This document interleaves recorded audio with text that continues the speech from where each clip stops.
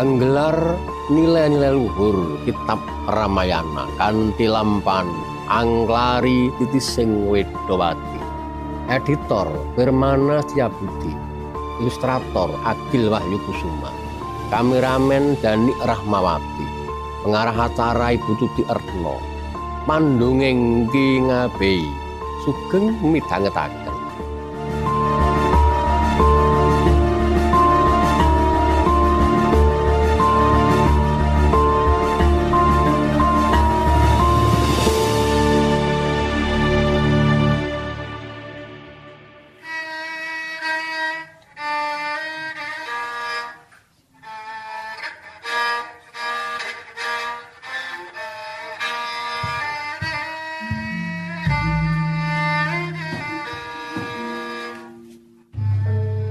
Yang lunging gadhong malangkung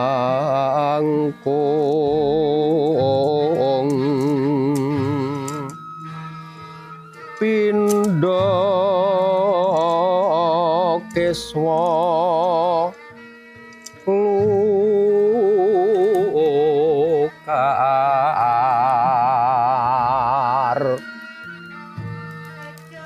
panjraing pos pita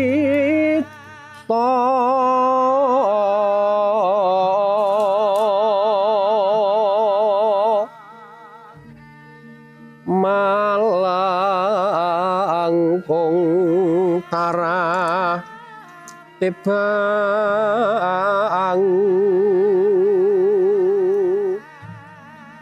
ngangung karya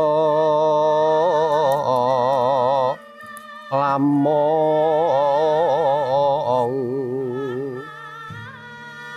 ana carita midil saking Cipta Nirmala ing nguni priptaning Sang Resi Walmiki ing tanah Hindustan kuno. Lampaning Uttarakanda Titising Wedowati Dewi Sukosalya putranipun Prabu Wanaputra ing negari Ayodya Pala wus ginarwa dening ingkang paman piyambak Arsi Rawatmaja karana Sang Resi sampun klampan amarasaken grahipun Dewi Sukosalya mangkono lagya anginggar-inggar salira bawa rasa Risang Mahayogi sawusing semedi mungguing patrabaan dangu ani ngali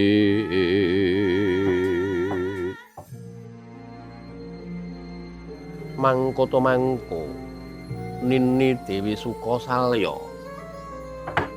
kula wonten pangendika ingkang adhawuh paman ora perlu kagok rasamu nadyan jeneng sira iku mau kepulunanku ananging pinasti dadi jodohku jer aku iki rayine ingkang Rama Kaka Prabu Banaputra mulane ing nguni jeneng sira gerah santer madal sairing tamba mung si paman kang bisa nambani keng slira kulup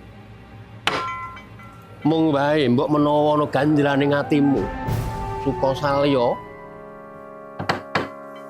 aduh paman Rawatmaja anggen kula sandingan dados garwa paduka persasat kula kelampan amangku tumuruning Sang Hyang Candra paman jer paduka menika satriya ingkang pekik ing warna turta mahambek Brahmana sinantaka tegesipun nadyan satriya ngrasuk pambeking kabrahmanan rumaos bejo prapteng delahan gesang kula paman. Ya syukur nini. Mung wae nini aja kaget. Nganti seprene pun paman ora bisa sacumbana olah kridaning priya wanodya. Kaya lumrahing wong sesoman sabab kawruhana lup wiwit bocah aku disumpah dening guruku Bapa Begawan Resi Wasista yen to pun kakang iki nglakoni wadat mulanggone brayan pun kakang lan si adiku mau pun kakang ora bisa ngumpuli si adi. Kepiye Sukasalya?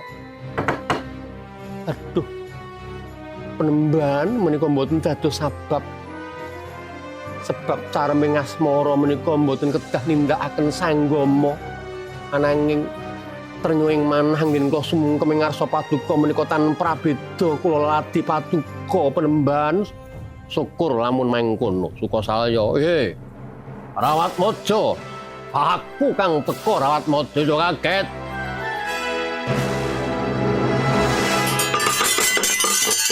Prasetya Gurupa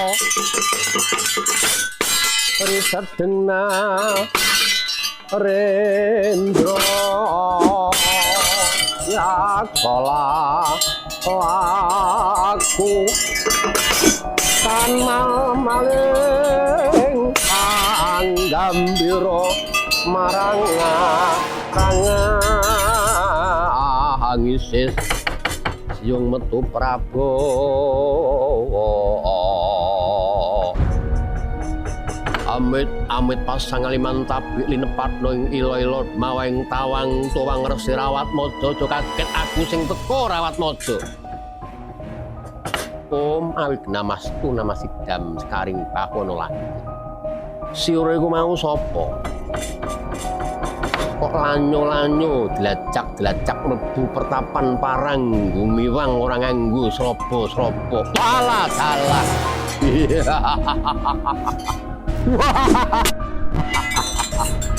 Mbok menawa kowe durung krungu kondange iki nata ngalengka diraja sang Kyatingkrat Prabu Dasamuka ya ora mono raja jeneng. Bener kowe Begawan Rawatmaja. Iya. Bener Dasamuka, aku Resi Rawatmaja. Ana parigaya apa dene kowe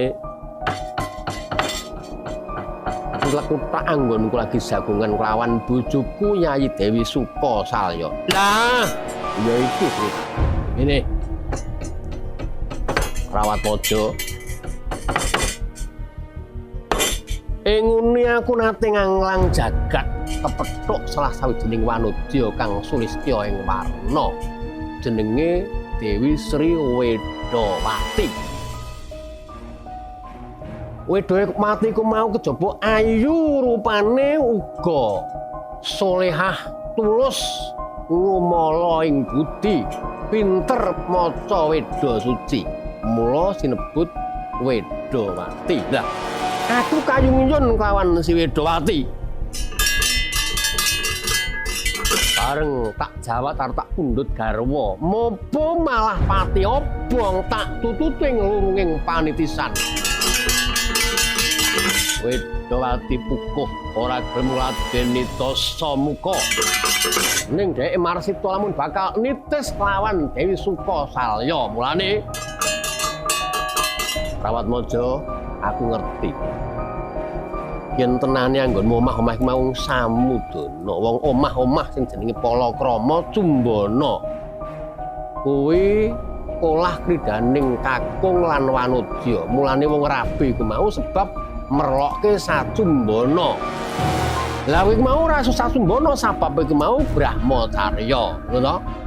Mula timbang bojomu iku mau muspra nganggur, anguk tak jaluk tak pek bojo, kowe tak idoli negaraku Ngalengka diraja. Waduh. Wah, lah. Kok tampuk raiku. Dasamuka kondang Ratu Angkara murka keparat. Nadyan aku ambek Brahmana, nadyan aku rasa cumbane iku mau wis trimo antaraning aku karo bojoku, kowe rasah melu-melu. Kuwi pekaraku, pekarane wong bebrayan. Kowe aja melu-melu Dasamuka. Monggo Wirawatma. Ayo. Entekno kasudipian, ora bakal mundur jangkah. Ayo. Maju kowe Dasamuka.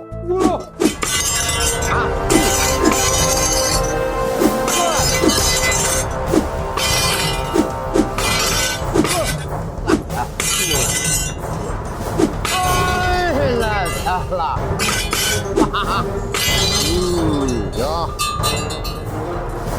Ayo.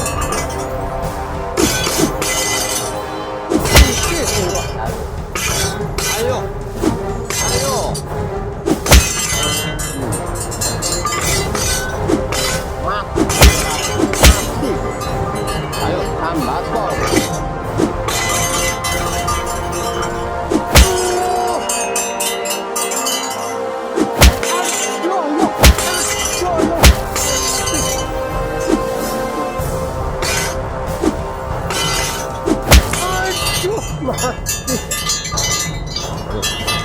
Kangyo Dasamuka.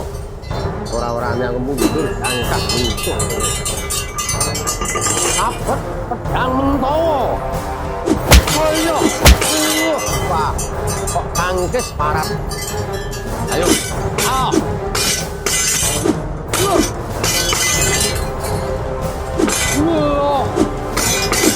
Ayo, kontal. Ayo. Nih. Andi ngono, Dasamuka. Iya. Entenono. Sangga parung bedah lambungmu kowe Dasamuka. Ratu Angkaramu. Iya. Jabat yang ditangkep. Weh.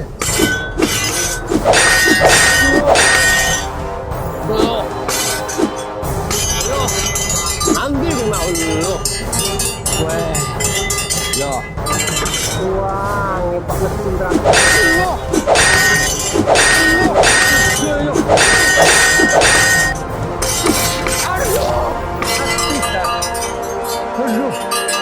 Aduh. Ayo, rasakno Dasamuka. Aduh. Oh, bedah lambungmu Dasamuka. Maju oleh saya. Aduh.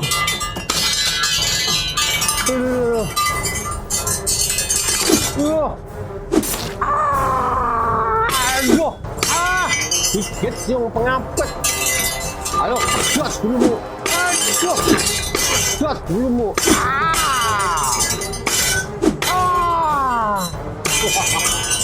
Sukasalya, aja mlayu Sukasalya.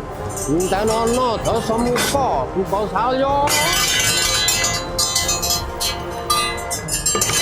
Aduh, Kakang Wirawatmaja, paduka dipun pejahi dening Dasamuka.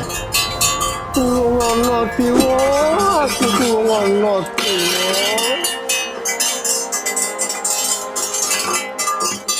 Pandya bala Pandhawa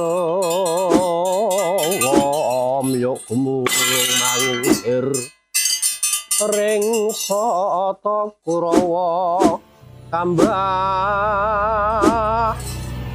ana titeng ngabarta ora wujud Darubanama Garuda Sempati aglenak kapenak mintlok ing panging wit munggur kedadak ningali ana wanita sambat atetulung. Wah, apa kae? Ana wadon disikara. Wah. Lakon dadi mangsaning Garuda Sempati. Kang dengerem harum tunjung merot kanan kering lek ngangkrong ing sira. Tulung yo Garuda, aku tulungono. Sik Sang Dewi. yen ora kleru sliramu iku Dewi Sukosalya bojone Kakang Rawatmaja. Iya bener mangkono. Garuda jenengmu sapa? Ora usah wedi Sang Dewi, aku Garuda Sempati. Kancane sinau bojomu Rawatmaja. Kowe doyak sapa? Aku doyak Dasamuka. Sumingkira tak terajangi Dewi si Dasamuka. Wah, dalah. Ana Garuda sak gubuk ranggon gedene. Yen kowe duwe jeneng sapa jenengmu? Aku Garuda Sempati. Bener kowe Dasamuka ya? Ratu Ngalengkadiraja. Prabu Dasamuka jenengmu. Aja ngalang-alangi dalan. Aku tak ngoyak-oyak Sukosalya. Waduh, yo mati aku. Yo. Wah. Aduh, wah, mani karo Dasamuka arat Garuda. Loh, lah, loh, mati. Loh, wah, ora duraka. Waduh, yo, waduh, mati. Yo. Ditutuk rek, aduh ya. Aduh. Remuk. Aduh. Aduh, mati ya. Ayo. Sambato Atlangkaramu tak pateni saiki wae. Pedang Mentawa. Igel burumu kowe Garuda Sempati. Ayo. Aja mabur kowe le. Aja mabur. Lah dalah. Aduh. Wah. Ayo. Wah, iki sing mbok daluk. Tata Garuda Sempati. Wah. Iblis anak. Sukosalya, entenono Sukosalya. Entenono Sukosalya.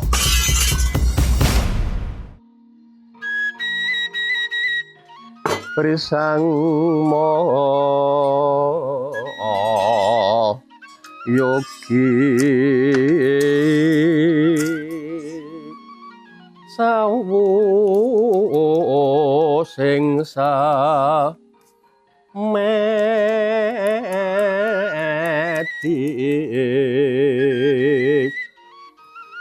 mungguing patra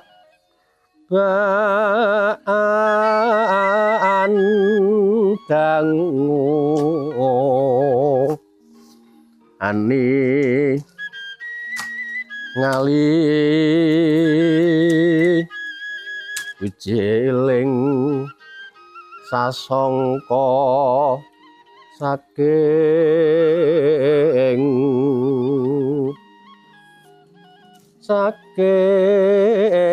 anggraning ukir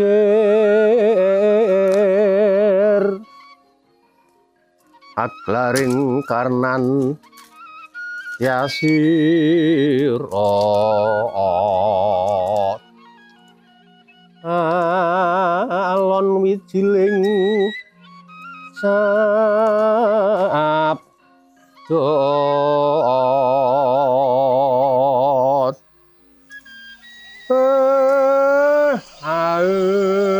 mbregegeg sadulika humel-humel ndara menapa sampun rampung anggenipun semedi ini sampun ketinggal enggah ing patrabaan ndara bagus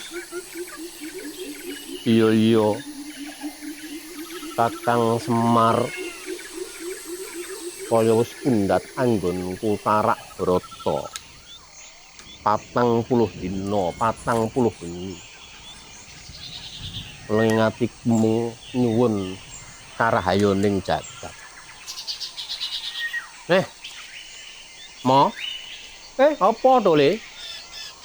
Ayo nek ndoro iki tapa nganti 40 dina ya mimbuhi nyepuh kawibawan lan kawignaning salirane.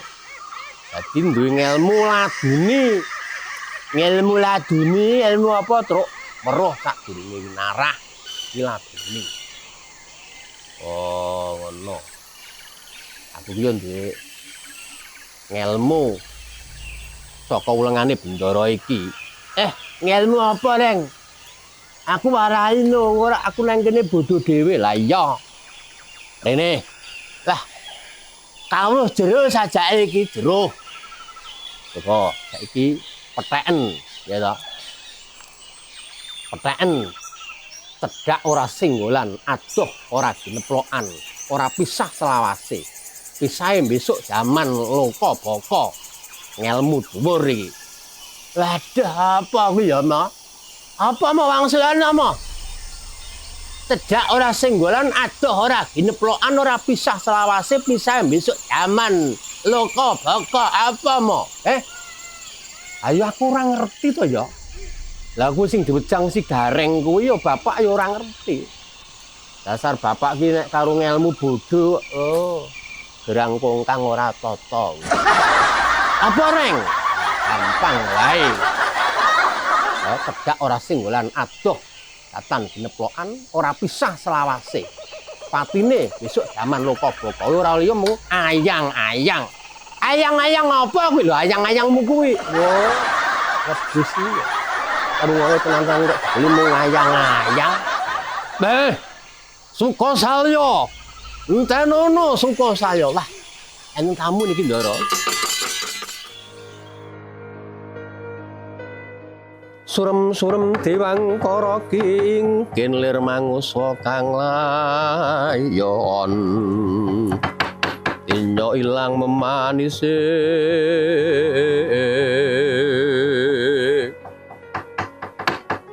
Moto-moto kapen iki rak Yayi Dewi Sukosalya garwane Yayi Rawatmaja. Iya Kakang Resi Dasarata, aku njaluk pengayoman. Aku dioyak-oyak dening Dasamuka. Kakang Resi, engko dhisik. Lah bojomu si Rawatmaja ki mau ana ngendi? Aduh. Kakang Dasarata. Kakang Rawatmaja dipateni dening Dasamuka, Kakang. Weh lah. Yen ngono sumingkira. Sumingkira Sukosalya. Aku kang bakal ngadepi si Dasamuka. Sira saprang kampuk lan sedya ngalengkoake. Panguring api polo ingkang lata maosati. Welakan. Lho ning aku ngoyak-oyak si Sukosalya iku ana salah sawijining brahmana. Sapa kowe penemban? Ya. Yen ora kleru kowe Prabu Rawanaraja. Ya aku Rawanaraja. Tepungake wae aku pandhita inggiri Jembangan peparapku Begawan Dasarata.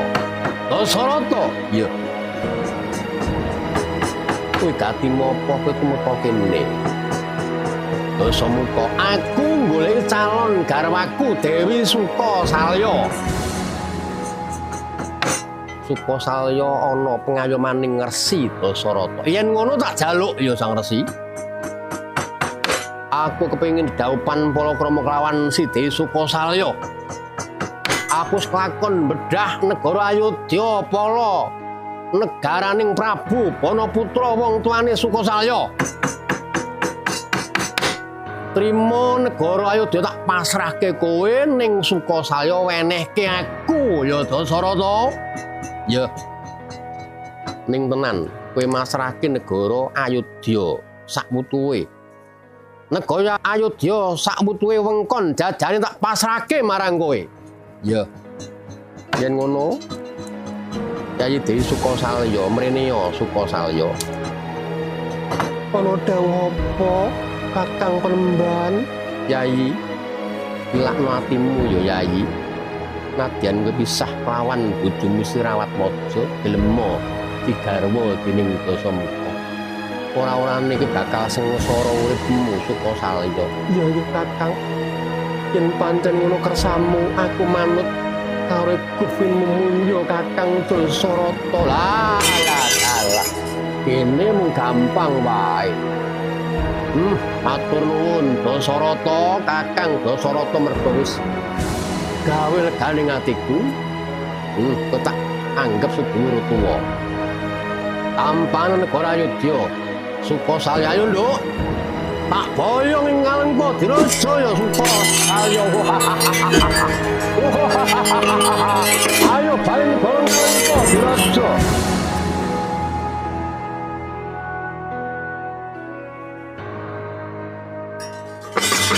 Wirarasa prang kampuh lan idya Ngalengka adi kang uriping kapibala ingkang lata mau adi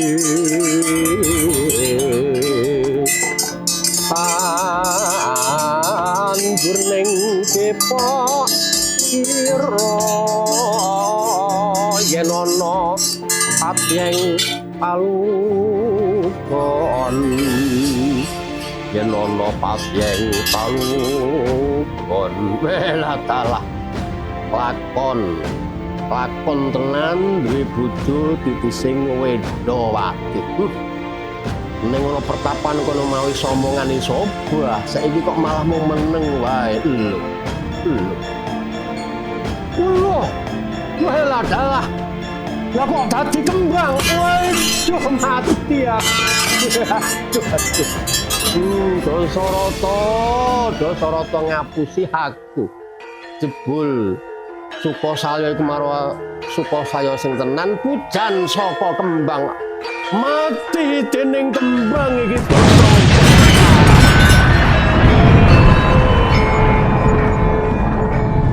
para miyarsa kekaten dan taring carita wayang ingap isak kanca nyuwun pamit mugi kepanggih ing minggu ngajeng nuwun.